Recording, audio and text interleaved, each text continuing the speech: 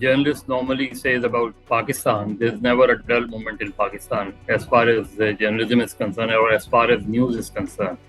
Every now and here you get news, and unfortunately, most of the news related to political environment.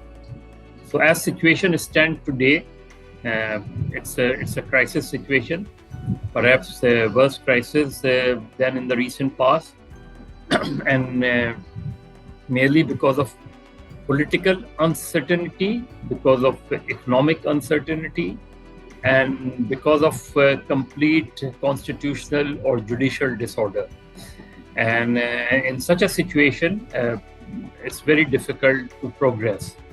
And in such a situation, until unless the political leaders and the institutions realize, when I said institution, it means judiciary as well as establishment, as well as parliament, as well as media, because these are the, more or less, these are the four pillars of the state. And unfortunately, cracks are quite visible in all the four pillars. And at present, the parliament, it's very unprecedented that the parliament passing a resolution against the judgment of the Supreme Court. And it's also very unfortunate and unprecedented that in some of the judgments, in the recent judgments, even the judges passed remarks about the politicians, which is unfortunate. You just have to give a judgment whether such a person is qualified or disqualified, or is acquit or convict.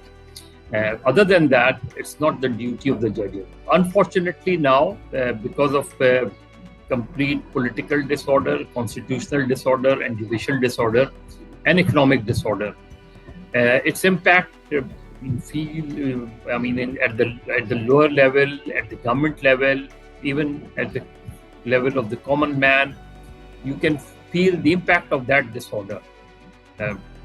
Price hike, no one really bother as far as the administration is concerned.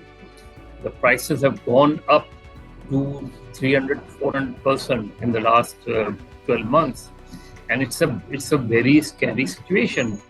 The common man can't afford, even जो आदमी दो नान खाता था वो अभी एक नान खाता है. And this situation may not, it's very difficult that this situation will continue like this. Something can happen, and because of the confrontation, because of the clashes between the institutions, directly or indirectly, and secondly, most one has to be more concerned about what's going on within Supreme Court, what is going on among the judges. We have seen in the past also in 1997, when there were two Supreme Courts operating at one time in 1997, and ultimately the chief, Sajjad Ali Shah was the Chief Justice of Pakistan at that time. Ultimately, judges revolted against him and he was ousted. So we have not learned, in short, we have not learned from the past. Neither politicians have learned, neither judiciary have learned. To some extent, one can say one has to wait and see the mood of the establishment. Although they claim that they are neutrals, although they claim that they are no more interested in interfering in politics, but one has to wait and see, whether it really, translate into reality or not. And that test will be the next election. Now, when the next election will held, I think, according to the Constitution, the elections, the tenure of this government, or for that matter, the tenure of any government, any political government elected for 5 years, this government's tenure will expire in August. Now, technically speaking, legally speaking, constitutionally speaking, when the federal government's tenure expire in August 2023, means this year, then the elections will be held in October. Now, the new crisis emerged in the last few months was because of Imran Khan's, whose party was in power in Khyber Pakhtunkhwa and Punjab. He dissolved both these assemblies in order to create a crisis for the government. And in the last 12 months, because his own government was ousted last year, in April last year, through vote of no confidence. So he, whatever measures he had taken, protests, as a protest, dharna, long march, all kind of these actions.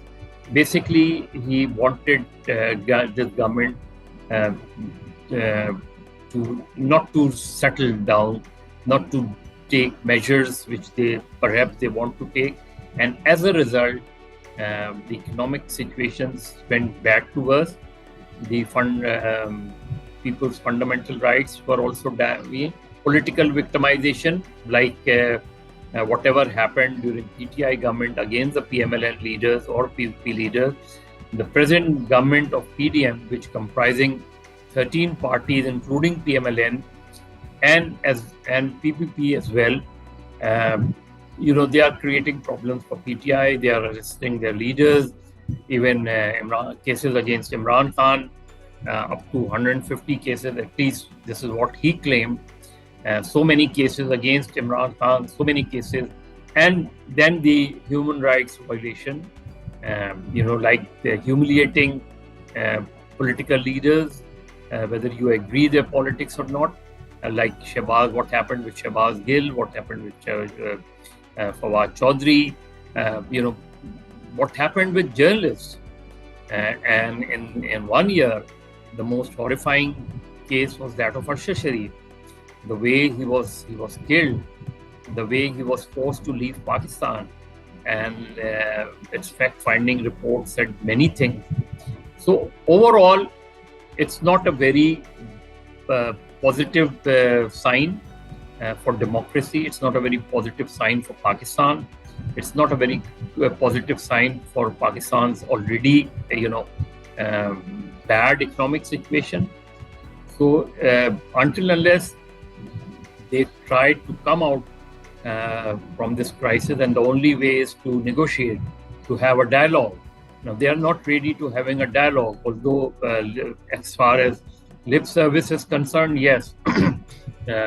We have heard Shehbaz Sharif also, we have heard Asif Zardari also, we have heard Imran Khan also, but practically they don't see eye to eye to each other. And that is Pakistan's, crisis. As far as, today or even in the last 1.5 years, this is the crisis we have not yet come out. And until and unless some dramatic or some drastic measures taken, I don't see Pakistan's, the present system continue.